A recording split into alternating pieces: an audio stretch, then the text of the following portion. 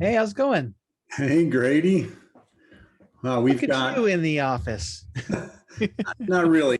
I'm I still in know. my office at home, but the magic of virtual backgrounds. We're competing keep backgrounds. I like it. I know. We got plenty of green going on here. Welcome to Five Questions with Kory. I love it. I'm excited to be here. So before we start, I wanted to share how you became a guest on Five Questions with Kory. So you reached out on Slack this week and said, "Hey, how do you become a guest on that show?" Not really a show, it's a thing. And I It's said, a, it's "Well, a show there's now. It's a show in Slack format. Yeah. So I said, well, there's really not much of a process. I started doing this with my team just to do some fun things on Friday. And then I started expanding it to some people I know in the organization. And you're the first person that just reached out in Slack and said, hey, I'd like to be a guest. So congratulations on being the first person to join that way. And it got me Trendsetter.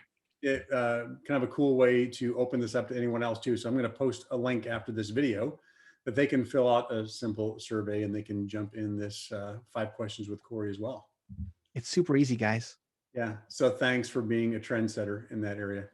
Well, hey, let's get started. So you have been at Keep for over 6 years, you said, right? And Yep. what was your first role at Keep when you started? So my first role here at Keep, I was a sales development representative. So I was a SDR helping qualify prospects and get them over to our sales team to go and close them.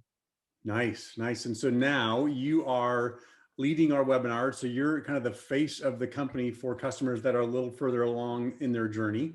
And you also do some coaching. So if you think about the time that you've been doing the webinars, teaching our customers how to leverage our platform, how to grow their business, and doing coaching, what do you think if you had one, or maybe there's not more, maybe there's just more than one, but if you had one experience that you said, man, this is just exemplifies how rewarding it is to teach the customers. Is there like an example that comes to mind for you? Ooh, it's hard to find one, but I'll tell you what, like the theme that I see all the time, I get constant emails and surveys back just being like, Grady, you're so great. Grady, this is amazing. Grady, I love this. And I'm like, okay, ego, calm down. But it's just the common theme that I always see. And it makes me feel good, honestly. I'm not gonna lie. Sure. But the thing is that it tells me, hey, like what I'm doing is providing value for this customer. I had a customer that kind of a rough experience. Like he was going to cancel.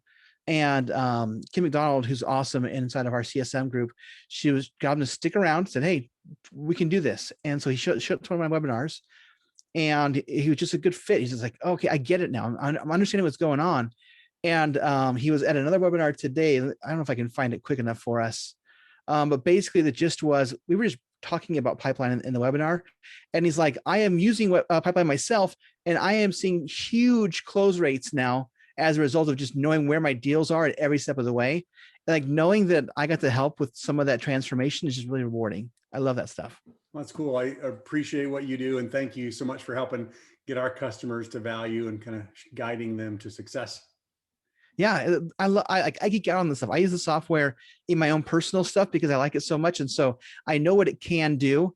And so I'm always like super eager to help anyone else get that because I was a small business owner myself, and I think if I would have had Keep back then, I probably wouldn't work here. I'd probably still be a small business owner. I'm glad you didn't have Keep back then because we wouldn't have you. So, That's all right. right, so I'm My gonna my bane is your boon. Here you go.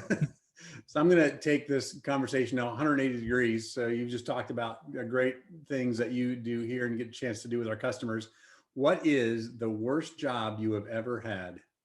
The worst job. So I worked for gosh, I think it was like 6 weeks at a telemarketing place where we were basically we were like a reseller for Dish Network, and they had this really clever thing going on where basically they bought an old Dish or a Direct TV phone number, and the phone number was still out in circulation, in advertising and in print and websites.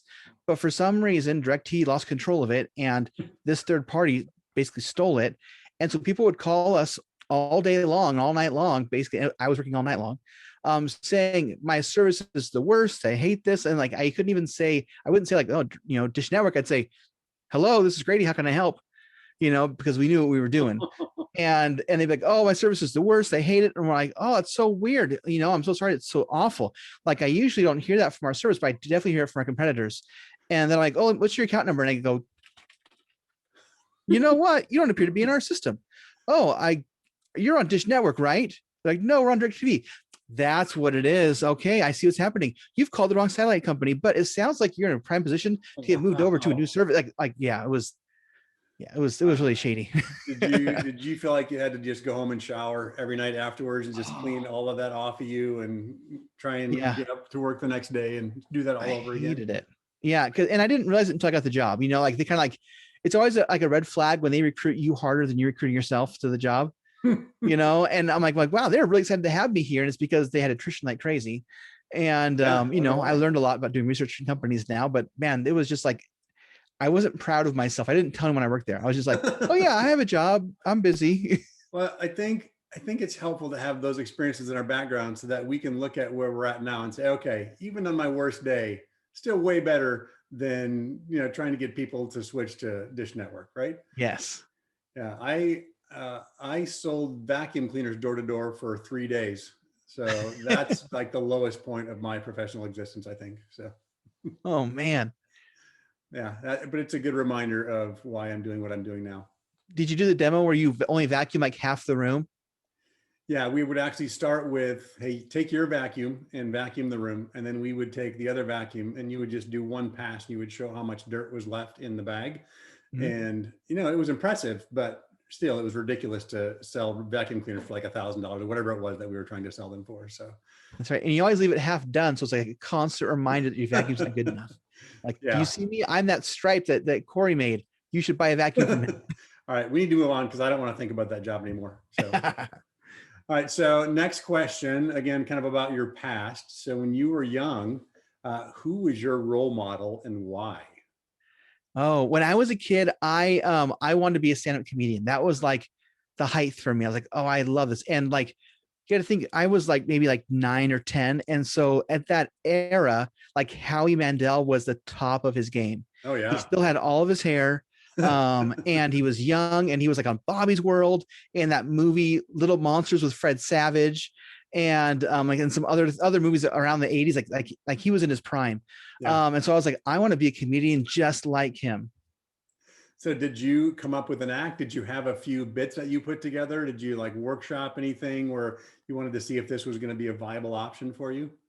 Oh no, I was a kid. I didn't know anything. But I do remember my dad, he's like, oh, you want to be a comedian? Let me give you your first joke. And I was like, okay, sounds good.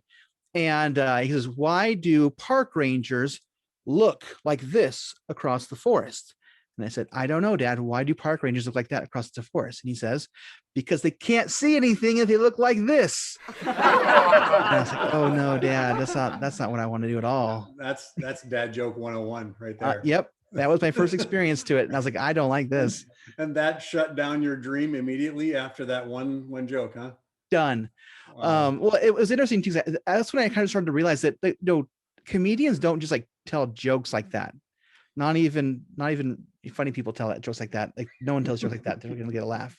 I mean, But they do Ernest would typically tell jokes like that, but yeah, they typically like they just tell stories. Like it's always like yeah. I love John Mulaney. He's hilarious and he's a wonderful storyteller. The way his inflections go, the way he says things, the way he kind of just brings out the punchline when you're least expecting it. Like that's what I realized. That's what I like. I like storytelling. This is why it's so fun to do the webinars because a lot of what I do in the webinars is storytelling around the idea of how the software works. I don't just say like, I always say the idea of like a point and click, tour the software. I'm like, just go watch a video. Yeah. I'm like, here, I made up my own fake business that I run through the webinar. And I just take them through all the problems I have as a small business owner. And it's this whole story I tell. So an add-on question to that, who's your favorite comedian right now? I think John Mulaney is my favorite right now. So, He's the one that I like. He's the one that I'll like, if you go to my YouTube and it sees my suggestions, John Mulaney's in there a lot. All right. Well, we'll check him out. Next question. So a little deeper on this one. So we have now been in the pandemic for almost a year, right? Almost a year that we've been working at home and having to readjust our lives to living in a quarantine. What is the biggest adjustment that you've had to make related to living in a quarantine and with COVID? Ooh, the biggest adjustment. It's not a bad adjustment. It was a good adjustment. My biggest thing adjusting was really just cutting out my commute. And I guess the idea of not getting listen to my podcasts, my audiobooks as much as I used to. I'm really behind on a lot of my podcasts right now. But working at home is so nice because I've got a new baby at home. And so it's so fun for lunch I get up, I walk downstairs, I hold my baby, kiss my wife, grab a sandwich, talk for her because she's got all kinds of things that happened that morning that I didn't hear about it yet. And then I come back upstairs and I go to work. And it's so nice just being able to just not have to worry about being away for so long because I got a half hour in, half hour out. Yeah. And so I got an hour back in my day. Well, that's awesome. Yeah. So I think sometimes, although there were challenges as we've adjusted, there are some benefits to it as well. And especially being a new dad, I'm going to have to get a baby picture from you that I can post in this video so that people can check that out. I'm sure they would love to see that. Oh, he's a beautiful kid. I'll definitely get you one of those. And I Awesome. say that because my wife says he looks just like you. Like, I don't think I have any genes here. I think it's just you 100%. Yeah. Well, that works too. All right. So we've flown through this. We are now at the last question of 5 questions with Kory. So I'm ready for it. Yeah. It's not really a curveball. It's the same question that I ask everybody in the last question, which is, what are you looking forward to in 2021 in terms of your contributions at Keep? The thing that I'm really looking forward to is trying to find a way to take the webinars that I host, the new customer webinars, the automation hours, and trying to figure out how can I get them to be a more steady part of the customer journey. I think there's all kinds of little anchors that I'm in right now, but I would say it's not probably part of I don't think it's part of the official journey yet. And so being able to take this scrappy experiment that we came up with, like automation hours was I think we came up with after COVID and said, hey, let's provide value for 2 weeks until we flatten the curve. And now here we are a year later. And so it's always been scrappy. New customer webinars were the same thing. We had a new idea for onboarding and educating customers. We kind of threw it together. Leadership changed about every 3 months. And so I didn't have a custodian over it. So I just did it myself. And I'm like, okay, now how do I make this part of the real process? So that's my biggest thing. My biggest goal this year is to make the customer education process via webinar to be just part of the official journey. We could just say, they do this, they do that, webinar, this, whatever, that's what we come up with. Yeah, well, I love it. And I love what you're doing to help our customers. Been a lot of fun talking. And now I'm going to have to go watch several hours of comedians on YouTube probably after this, so I can get caught up on Howie and Dave and the others. Salt and Pepper Diner. That's the one you want to watch. Salt and Pepper Diner by John Mulaney. It's my favorite one. All right. I don't think I've heard that one yet before, so I will definitely do that. All right, go check your Slack right now. It's there waiting for you, I'm sure. Sounds good. Thanks, Grady. Appreciate it, and appreciate you. Talk to you again soon. Yeah, thank you, Kory. I appreciate it. You bet. Bye. Because they can't see anything if they look like this.